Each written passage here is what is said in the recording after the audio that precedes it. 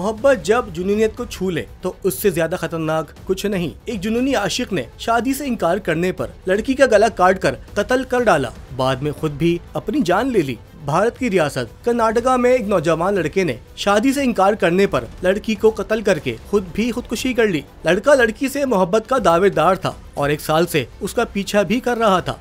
लड़के ने एक मर्तबा लड़की की वालिदा से भी बात की थी, जिस पर उसे माली हालात बेहतर बनाने का कहा गया था। लड़के ने मुआशरे से तंग आकर एक बार फिर लड़की से शादी के लिए इसरार किया और इनकार के बाद उसने जेब से जहर की बोतल निकालकर लड़की को जबरदस्ती पीने पर मजबूर किया। बादजा मज़ाहमत पर लड़के ने छुरी से लड़की का गला काट दिया और मौके पर ही अपना गला भी काट कर खुदकुशी कर ली। पुलिस इस हवाले से मजीद तहकीकात कर रही है।